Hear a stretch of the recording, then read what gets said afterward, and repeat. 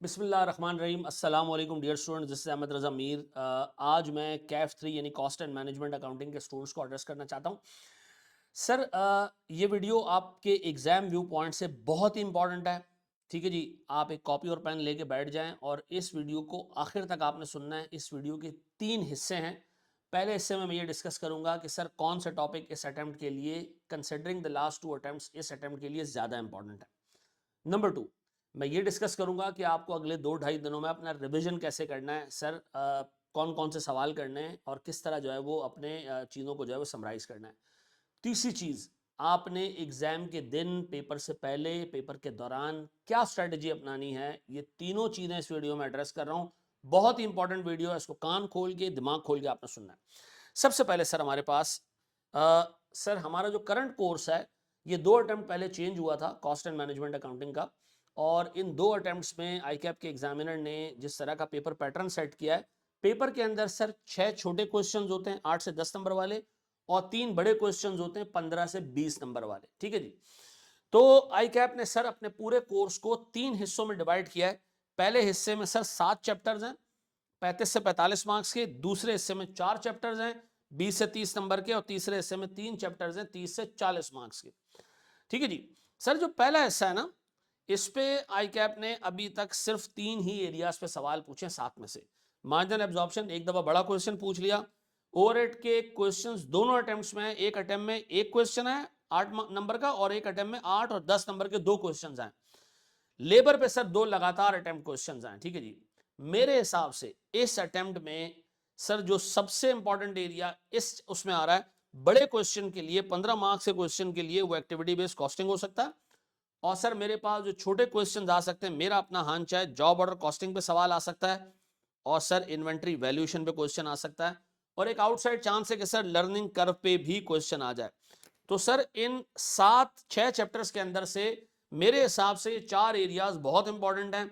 इन 4 areas पे कम से कम 35 number का हिसाब किताब टेस्ट हो सकता है। ये मेरा स्ट्रॉन्ग हंच है। एक्टिविटी बेस्ड कॉस्टिंग बड़े क्वेश्चन में आ सकता है। ठीक है जी।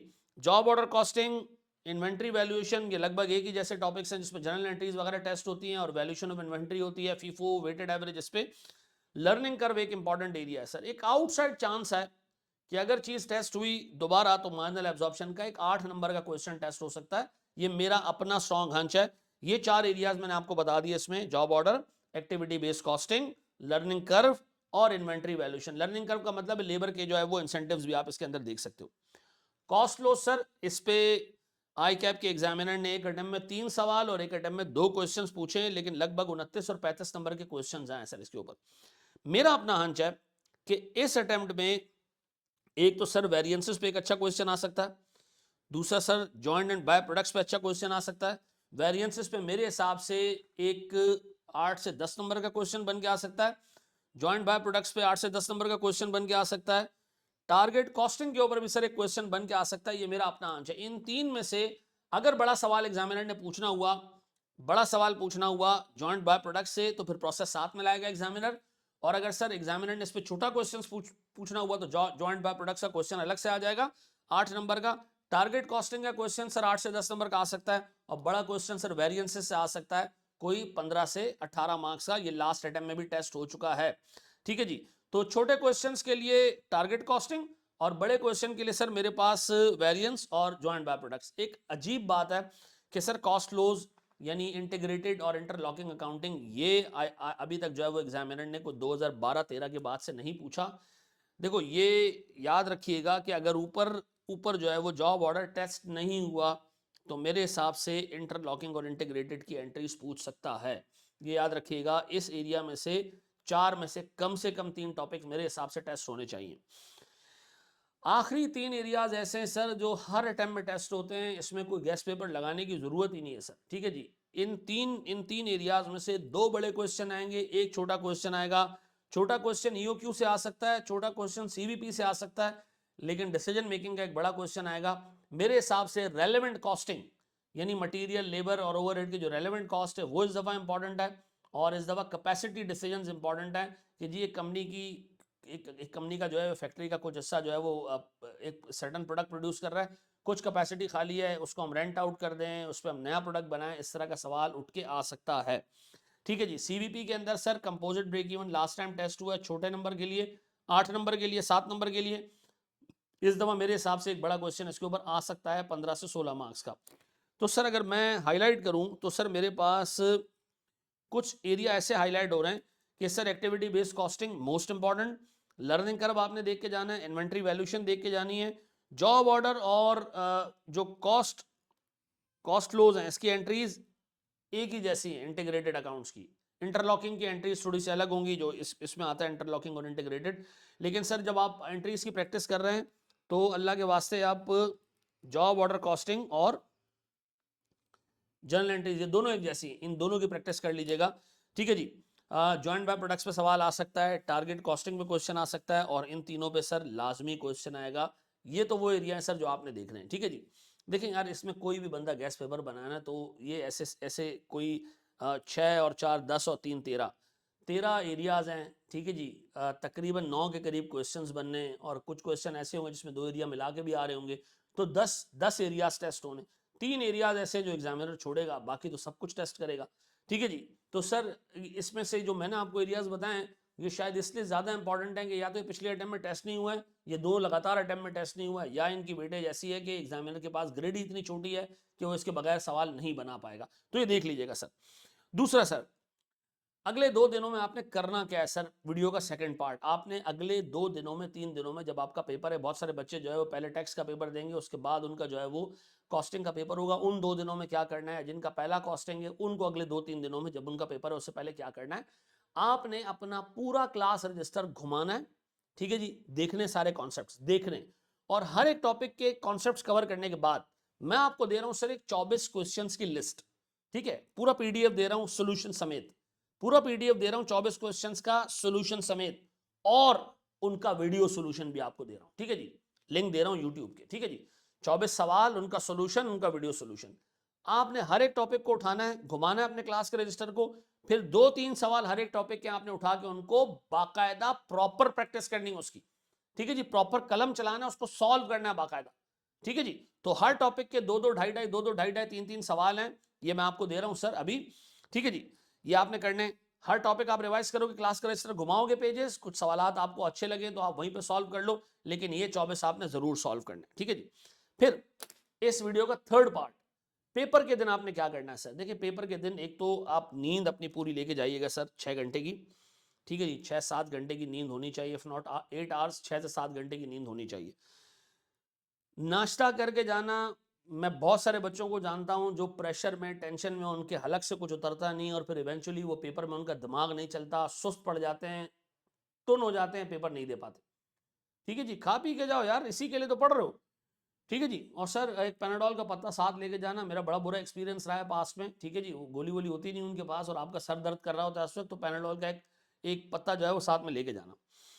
पेपर में आपने क्या करना है सर, पेपर की मॉर्निंग को आपने, मिसाल के तौर पर आपका अगर पेपर है सुबह 9 बजे, ठीक है जी, तो आपने सर 6:30 से लेके 8 बजे तक का टाइम लगातार कोई 2-3 सवाल आपने मार्क कर ले, कोई भी 2-3 सवाल आते हो, आपने सर उनको प्रैक्टिकली परफॉर्म करना है, कैलकुलेटर चलाना है, लिखना है, ताकि आप अपनी मोटर गर्म करके घुसो ना जब 9 बजे, तो आप सुबह से प्रैक्टिस करके आ रहे हो। मसला ये होता है जब बंदा पेपर में जाता है, वो पहले 15 मिनट गुजारने के बाद जब वो लिखना शुरू करता है तो उसका हाथ नहीं चल रहा होता इतनी स्पीड से। ठीक है जी। क्योंकि पिछले 2-3 दिन वो सिर्फ रजिस्टर देख कर आ रहा होता है, उससे प्रैक्टिस नहीं की होती। सबसे बड़ी गलती, आखिरी के दिन प्रैक्टिस करनी है, कलम चलाना है, सवाल सॉल्व करने हैं।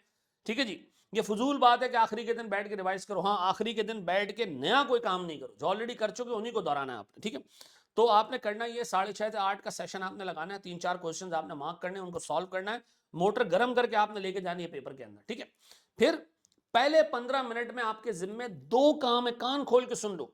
पहले 15 मिनट में आपने सारे क्वेश्चंस की रिक्वायरमेंट्स रीड कर लेनी है, फिर आपने सीक्वेंस बनाना है कि मैंने पहले कौन सा सवाल करना है, दूसरा कौन सा करना है। कम से कम 2 सवाल आपने आइडेंटिफाई करने हैं जो आपने करने हैं।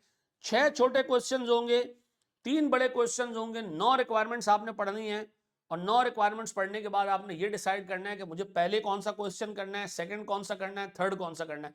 आई वुड रिकमेंड कि आप पहले बड़ा क्वेश्चन मत उठाना, आई वुड रिकमेंड कि 8-8 नंबर वाले छोटे क्वेश्चंस पहले देख लेना, ठीक है जी, अनलेस कि आपकी बड़े क्वेश्चन की बहुत ही आला तैयारी हो, जो क्या है डाउट कि छोटे क्वेश्चंस की तैयारी आमतौर पे लोगों की ज्यादा अच्छी होती है, वो इन्फॉर्मेशन भी छोट कम होती है, वो कैप्चर कर लेते हैं सारी चीजें उसमें से, एक्सट्रैक्ट कर लेते हैं, निकाल लेते हैं। तो मेरे हिसाब से 15 मिनट में सारे क्वेश्चंस की रिक्वायरमेंट रीड करनी है, चेक करने के टॉपिक कौन कौन से हैं पेपर में, और फिर आपने ये डिसाइड करना है कि मैंने पहला क्वेश्चन कौन सॉल्व करना है। पहले आवर में आपका टारगेट होना चाहिए कि कम से कम 25 नंबर आपने सॉल्व कर देने, कंप्लीट 25 नंबर, ठीक है जी। फिर सेकंड आवर में आपने सर कोई 35 नंबर ग्राउंड करने, पहले घंटे में 25, दूसरे घंटे में 35, ठीक है जी, ये मिला के हो गए सर हमारे 60 नंबर। और थर्ड आवर में आप जब फुल अपने जो है वो उरूज पे होंगे, आपकी जो है वो दिमाग चल रहा होगा, हैंड आई कोऑर्डिनेशन, दिमाग और हाथ का कोऑर्डिनेशन मैक्सिमम चल रहा होगा, मोटर फुल गर्म हो चुकी होगी, तो 40 मार्क्स आप आखिरी घंटे में भी सॉल्व कर सकते हो। याद रखिएगा, अगर आप इस पैटर्न पे नहीं उतर रहे, पहले घंटे में 25 नहीं सॉल्व हुए, फिर आप के लिए पैनिक क्रिएट हो सकता है। पहले घंटे में 25, चलो पहले घंटे में 22-23 भी कर लिए, कोई टेंशन नहीं, दूसरे घंटे में थोड़ी जान मारो, स्पीड मारो, दूसरे घंटे में 35 मिनट निकाल 35 वो निकालो सर, मार्क्स निकालो, और तीसरे घंटे में सर आपने 40 नंबर निकालने। ये दिमाग में रखिएगा मेरे बच्चों कि जो बंदा 15 मार्क्स प्लस का पेपर छोड़ के जाता है, सिर्फ 25% चांसेस होते हैं सर उसके पास होने के, 25 भी शायद मैं ज्यादा बता रहा हूं, इससे ज्यादा छोड़ के जाओगे तो शायद 5% भी चांस ना हो, ठीक है जी।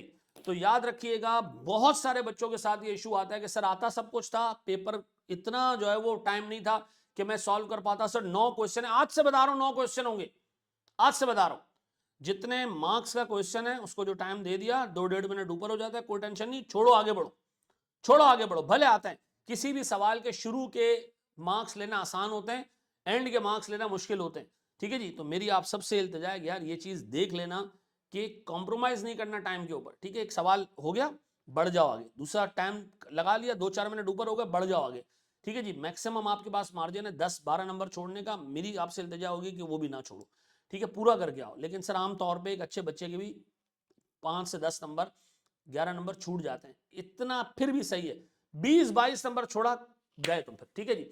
लेकिन अल्लाह करे कि सर आपके लिए मामला आसान हो, ठीक है जी। फिर मैं रिपीट कर रहा हूँ, जो बंदा अभी से पैनिक अपने जहन में रख के बैठा हुआ है कि यार मुझसे सवाल सॉल्व नहीं होते हैं, सर अगर आपसे एक सवाल 70-80% आज प्रैक्टिस में सॉल्व हो रहा है, 50% भी सॉल्व हो रहा है, तो भी आप ट्रैक पे हो, तो भी आप ट्रैक पे हो। 100 नहीं लेने, 50 ही लेने आपने। मैं अपनी आखिरी अटेम्प्ट तक जलील होता था, मैं सोचता था यार पता नहीं कैसे पास होगा, लेकिन सर आप यकीन करें कि जो बंदा पर्चा सेट करता है, जो बंदा पेपर बनाता है, और जो चेक करने वाला होता है, उसको पता होता है कि यार किस एरिया में बच्चे को मैंने कहाँ टेस्ट करने और उसने 50 नंबर लेने, मैंने उसको पास कर देना, ठीक है जी। आप सबके लिए ढेरों दुआएं। इस पूरा सेशन, ये पूरा सेशन आपके साथ बड़ा ज़बरदस्त गुजरा, ठीक है जी।